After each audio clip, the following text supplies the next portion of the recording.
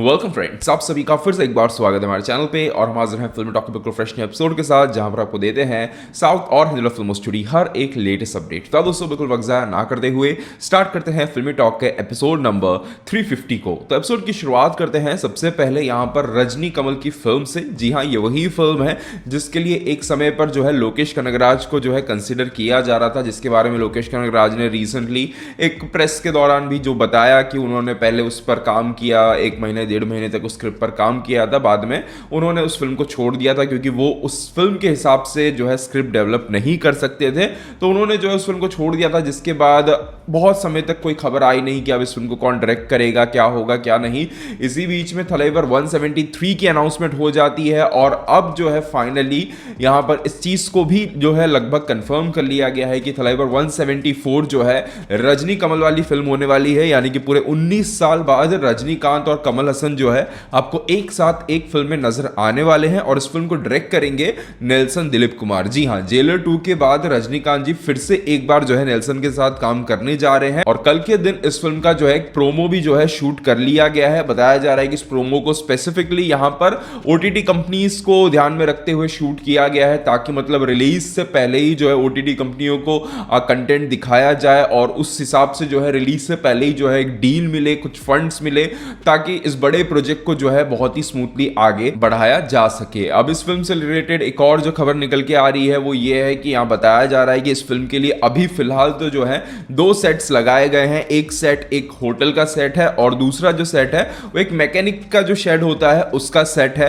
तो मे भी हो सकता है कि फिल्म के अंदर रजनीकांत जी या फिर कमल हसन में से कोई एक जो है हमें मैकेनिक के रोल में नजर आ सकता है। ये बताया जा रहा है कि एक लाइट हार्टेड फन के टच के साथ बनाई गई एक्शन ड्रामा फिल्म होने वाली है। अब देखते हैं आने वाले दिनों में इसका जो प्रोमो है वो कब रिलीज किया जाता है और हमें आगे इसकी अनाउंसमेंट जो है ऑफिशियली कब तक देखने को मिलती है। वैसे आप पर्सनली इस कॉम्बिनेशन को लेकर, इस कोलैबोरेशन को लेकर कितने ज्यादा एक्साइटेड हो और आपका क्या ओपिनियन है कमेंट सेक्शन में जरूर बताइएगा। इसके अलावा रिसेंटली बाहुबली द एपिक के री रिलीज के समय पर जो है आपने देखा होगा कि राजामौली जी ने बाहुबली द इटर्नल वॉर नाम से एक एनिमेटेड फिल्म को जो है अनाउंस किया था और रिसेंटली जो है उन्होंने इस चीज का भी खुलासा किया है कि वो फिलहाल जो है कुछ जैपनीज स्टूडियोज के साथ जो है डिस्कशन में है, जहां पर वो जो है RRR फिल्म को एक एनिमे के तौर पर यहां पर अडेप्ट करके बनाना चाहते हैं। अब देखते हैं आने वाले दिनों में इस पर क्या कोई अपडेट वगैरह मिलती है, अगर बनती है तो किस तरीके से बनती है, तो वो तो जो है वक्त आने पर ही पता चलेगा। इसके अलावा आज की जो अगली अपडेट निकल के आ रही है वो है दृश्यम 3 जित्तू जोसेफ और दृश्यम 4 से।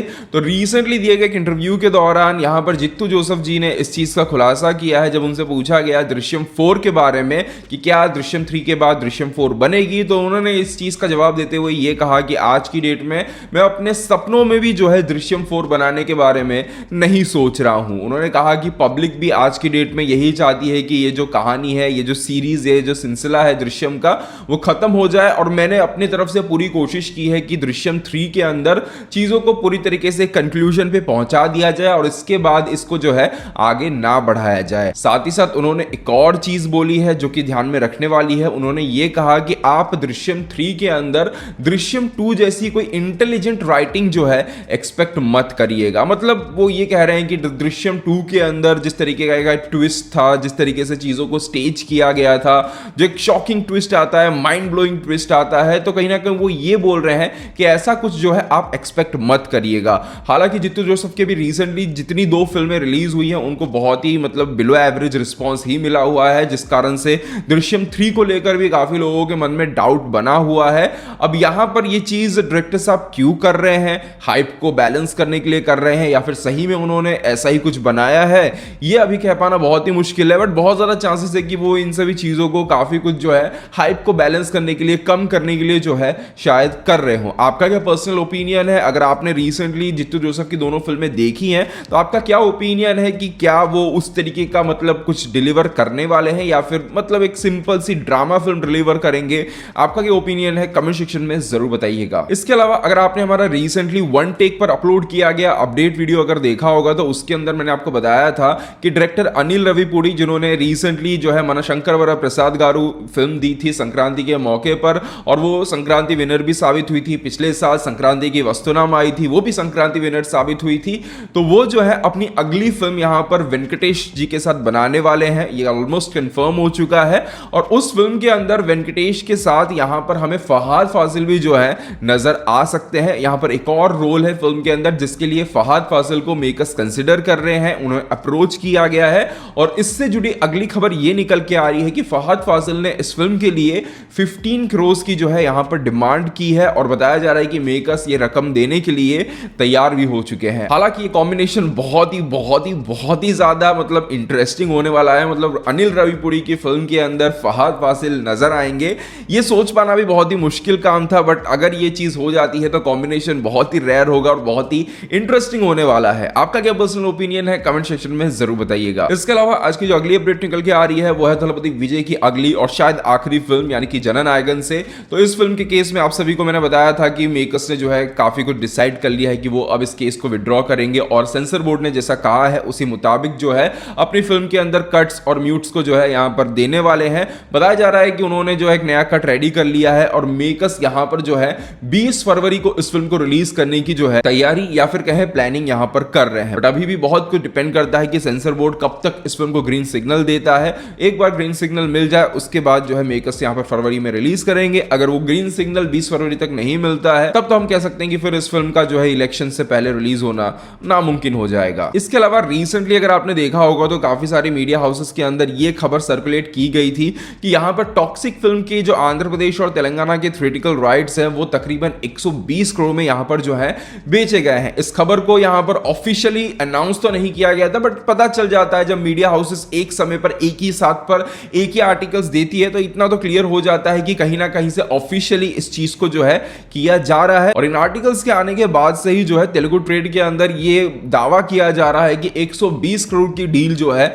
आज की डेट में पॉसिबल ही नहीं है। कहा जा रहा है कि केजीएफ चैप्टर 2 का जो थिएट्रिकल शेयर था यहां पर शेयर जो थे यहां पर वही यहां पर 85 करोड़ के आसपास का था और 120 करोड़ का डील होना बहुत ही मुश्किल है, नामुमकिन है ऑलमोस्ट। हालांकि अभी तक फाइनल फिगर्स क्या है ये कंफर्म तो नहीं हो रहा है बट कुछ सोर्सेस का ये कहना है कि 80 करोड़ के आसपास की डील हुई है और ये डील कुछ इस तरीके से है कि इसमें से जो 40 करोड़ है वो रिकवर किए जा सकते हैं और बाकी जो 40 करोड़ है उसे रिकवर नहीं किया जा सकता है। तो ऐसी कुछ डील हुई है और अगर 120 करोड़ की डील हुई भी होगी तो उसके अंदर भी बहुत एक बड़ा पोर्शन ऐसा होगा जिसे रिकवर किया जा सकता है। यानी कि अगर लॉस वगैरह कुछ हो जाए डिस्ट्रीब्यूटर को वो पैसा जो है प्रोड्यूसर्स के द्वारा वापस फिर से दे दिया जाएगा। तो ऐसी कोई डील अगर मे बी हुई होगी, हालांकि फाइनल फिगर्स क्या है वो तो वक्त आने पर पता चलेगा। इसके अलावा आज की जो अगली अपडेट निकल के आ रही है वो है प्रभास की अपकमिंग फिल्म यानी कि फौजी से। तो फौजी फिल्म के लिए बताया जा रहा है कि फिल्म का जो टॉकी पार्ट था वो ऑलमोस्ट कंप्लीट हो चुका है और अब मेकर्स जो है एक्शन पार्ट को शूट करने जा रहे हैं जिसके लिए बताया जा रहा है कि तकरीबन 100 दिन का जो है समय लगने वाला है। 100 डेज की जो है शूटिंग केवल एक्शन पार्ट के लिए यहां पर करवाई जाने वाली है और मेकर्स जो है यहां पर अपनी फिल्म को इसी साल दशहरे के मौके पर रिलीज करना चाहते हैं और यही एक कारण है कि प्रभास अब जो है स्पिरिट के साथ साथ फौजी फिल्म की भी शूटिंग को जो है साथ ही साथ करने वाले हैं। क्योंकि अगर प्रभास यहां पे नहीं जुड़ेंगे तो मेकर्स जो है दशहरे पे रिलीज नहीं कर पाएंगे और मेकर्स किसी भी हाल में फिल्म को इसी साल दशहरे के मौके पे रिलीज करना चाहते हैं। तो एक तरीके से प्रेशर जो है यहां पे प्रभास के ऊपर बना जिस कारण से स्पिरिट की शूटिंग के साथ साथ अभी उन्हें इस फिल्म की भी शूटिंग करनी पड़ेगी। कल की पार्ट 2 के लिए क्या सीन है अभी क्लियर नहीं हुआ है। वहां पर प्रभास कब अपनी डेट्स देते हैं, कब उसकी शूटिंग स्टार्ट करते हैं, ये अभी तक क्लियर नहीं हुआ है। बट हाँ बताया जा रहा है कि कल की 2 की शूटिंग जो है स्टार्ट कर दी जाएगी। बिना प्रभास के ही जो है जितने बिना प्रभास के सीन्स होंगे उनकी जो है शूटिंग स्टार्ट कर दी जाएगी। और साई पल्लवी ऑलमोस्ट यहां पर कंफर्म हो चुकी हैं दीपिका पादुकोण के रिप्लेसमेंट के तौर पर, तो उसकी शूटिंग स्टार्ट हो जाएगी। प्रभास कब ज्वाइन करते हैं ये अभी तक जो है क्लियर नहीं हुआ है। इसके अलावा बढ़ते हैं आज की हमारी आखिरी अपडेट की तरफ और बात करते हैं कुछ अपकमिंग हिंदी डब फिल्मों के बारे में। तो इस लिस्ट में जो सबसे पहली फिल्म है वो है नवीन पॉली शेट्टी की रिसेंटली रिलीज हुई फिल्म यानी कि अनगनगा ओखराजू। ये फिल्म आपको 11 तारीख यानी कि 11 फरवरी को नेटफ्लिक्स पर तेलुगु के साथ साथ हिंदी भाषा में भी जो है देखने को मिल जाएगी। इसके अलावा मनशंकर वर प्रसाद गारू भी जो है आपको 11 फरवरी को जो है ZEE5 पर तेलुगु के साथ साथ हिंदी भाषा में देखने को मिल जाएगी। इस फिल्म का हिंदी ट्रेलर भी जो है रिलीज कर दिया गया है और डबिंग बेहद ही खराब हुई है जिसके बारे में मैं ऑलरेडी वन टेक पर बात कर चुका हूं। आपने अगर देखा है तो आपका ओपिनियन जरूर शेयर कीजिएगा। इसके अलावा यहां पर गोल्ड माइंस की तरफ से जो है सरदार का ट्रेलर, जी हां दोस्तों 2022 में रिलीज हुई कार्ती स्टारर फिल्म सरदार का ट्रेलर या फिर कहें प्रोमो जो है रिलीज कर दिया गया है। यह फिल्म फाइनली हिंदी में आने जा रही है 15 तारीख यानी कि 15 फरवरी को रात 8 बजे गोल्ड माइंस के टीवी चैनल पर यह फिल्म आपको देखने को मिल जाएगी। इसका प्रोमो आ चुका है और उसके अंदर भी डबिंग वगैरह जो है काफी एवरेज लग रही है। बाकी फिल्म रिलीज होने पर फिर फिल्म जब टेलीकास्ट होगी पता चलेगा ओवरऑल डबिंग कैसी हुई है। तो ये एक अच्छी खबर है उन लोगों के लिए जो सरदार के हिंदी वर्जन का वेट कर रहे थे, यानी कि सरदार 2 आने से पहले ही जो है आप लोग सरदार पार्ट 1 अब जो है फाइनली हिंदी में देख पाओगे। अगर आपने ऑलरेडी पहले से देखी हुई है तो आपको फिल्म कैसी लगी थी कमेंट सेक्शन में जरूर बताइएगा। दोस्तों बस यहीं तक था आज का वीडियो, उम्मीद करते हैं आपको पसंद आया होगा और वीडियो लाइक जरूर कीजिएगा। मिलते हैं हमारे अगले वीडियो में, तब तक के लिए बाय बाय, टेक केयर।